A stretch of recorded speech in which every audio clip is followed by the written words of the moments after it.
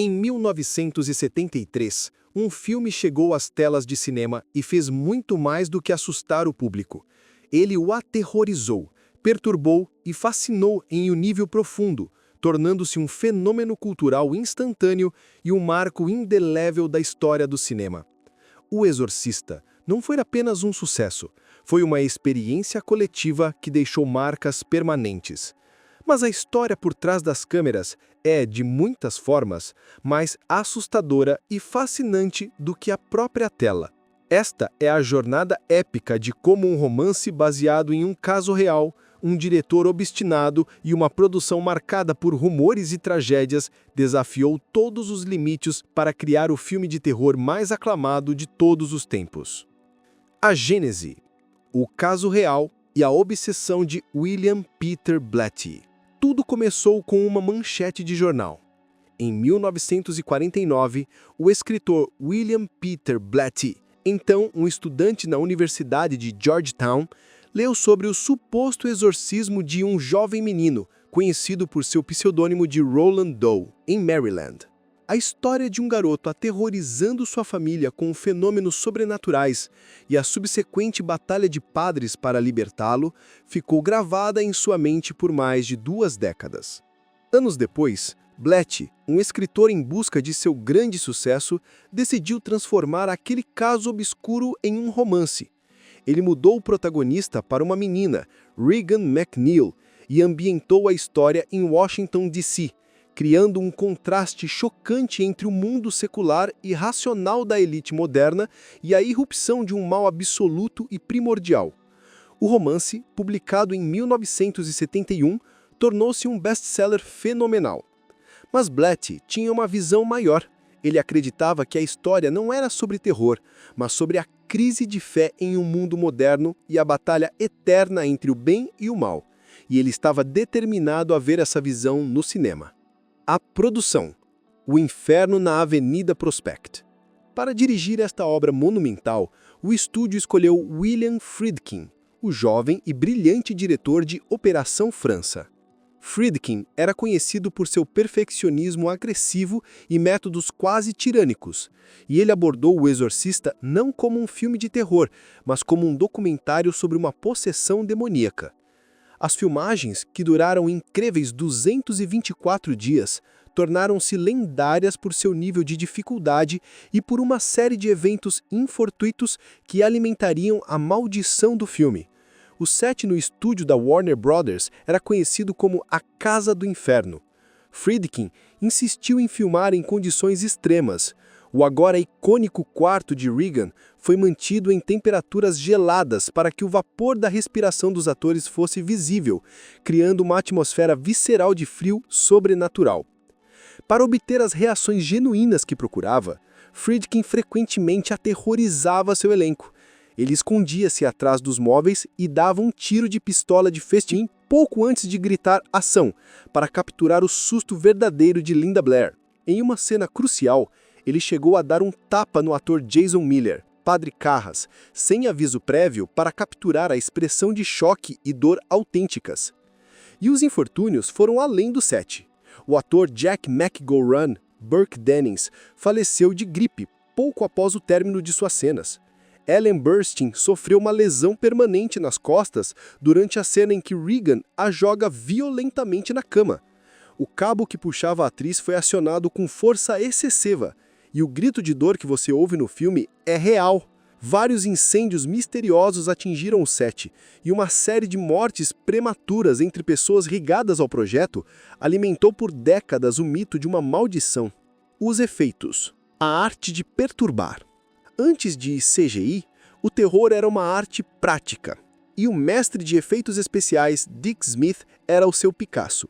Foi ele quem criou a icônica maquiagem de possessão de Regan. A famosa rotação de cabeça de 360 graus, no entanto, foi uma ilusão de ótica genial. Regan usava uma prótese de corpo duplo, e a cena foi filmada quadro a quadro, girando o manequim enquanto a atriz ficava escondida dentro da cama. A cabeça de Regan, vomitando, era na verdade uma marionete mecânica controlada por cabos. Para a cena do exorcismo, o designer de maquiagem Rick Baker aplicava as próteses complexas em Linda Blair por mais de 6 horas diárias. A fala do demônio, uma voz gutural e arrepiante, foi uma criação da atriz Mercedes McCambridge, uma lendária atriz de rádio.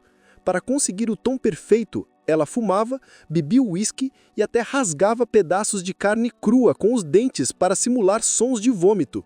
Friedkin, em sua busca pelo realismo, chegou a amarrá-la a uma cadeira para forçar a sensação de desespero em sua performance vocal. O elenco e os cachês. Fé no projeto. O elenco foi uma combinação de estrelas consagradas e talentos emergentes, todos unidos pela força do material. Ellen Burstyn, Chris MacNeil, era uma atriz aclamada e recebeu o maior cachê, cerca de $350 mil, além de uma porcentagem dos lucros. Max von Sydow, Padre Merrin, foi escalado para trazer peso dramático e autoridade. Curiosamente, o ator sueco tinha apenas 44 anos na época, mas sua maquiagem envelhecida é tão convincente que muitos o imaginavam com mais de 70 anos. Jason Miller, Padre Carras, era um dramaturgo premiado, mas um novato no cinema. Ele recebeu um cachê modesto de $15 mil por seu papel seminal, que o rendeu uma indicação ao Oscar. Linda Blair, Regan, tinha apenas 12 anos durante as filmagens. Por seu papel extremamente desgastante, ela recebeu o salário mínimo sindical, cerca de $3 mil. Para protegê-la, a produção muitas vezes usava uma dublê de corpo, Eileen Dietz, para cenas mais perturbadoras. Duas cenas se destacam como o coração pulsante do terror do filme. A primeira é a sequência do exorcismo em si, um tour de force de quase 20 minutos que é uma batalha física, espiritual e psicológica. A edição, o som e a performance se unem para criar uma experiência de esgotamento total, tanto para os personagens quanto para o público. A segunda, e talvez a mais icônica, é o final original. A morte do Padre Carras ao se jogar pela janela do quarto de Regan para expulsar o demônio é um ato de sacrifício supremo, e a imagem final do Padre Dyer, William O'Malley, descendo a escadaria de Georgetown em meio à luz do dia, sozinho e com a fé abalada, é de uma melancolia avassaladora. Friedkin e Blatty travaram uma batalha criativa sobre este final. Blatty queria um final mais esperançoso, que foi filmado e incluído em versões posteriores, mas a versão sombria e ambígua de Friedkin prevaleceu, tornando-se uma das conclusões mais discutidas e poderosas da história do cinema. O impacto e o legado. Frenesi e prêmios. O lançamento do Exorcista foi um evento de proporções histéricas. O público reagiu de maneiras nunca vistas. Pessoas desmaiavam, vomitavam e corriam para as saídas dos cinemas. Filas intermináveis se formavam e o filme se tornou um tópico de conversa global, dividindo opiniões entre críticos religiosos, psicólogos e o público em geral.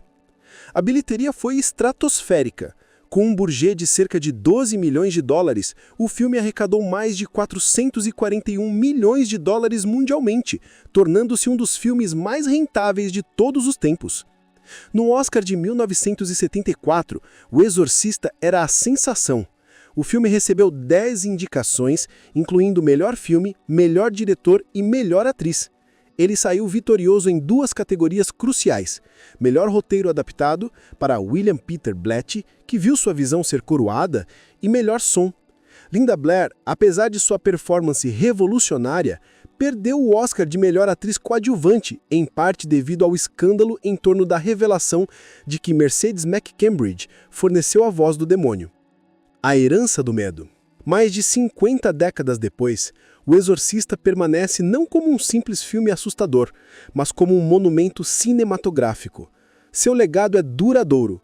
Ele redefiniu os limites do que era aceitável no cinema, elevou o gênero do terror a um patamar de seriedade artística e continua a ser um ponto de referência para qualquer discussão sobre fé, dúvida e a natureza do mal.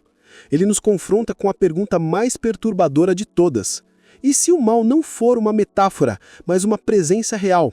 E é por não oferecer respostas fáceis que ele continua e continuará a nos assombrar para sempre.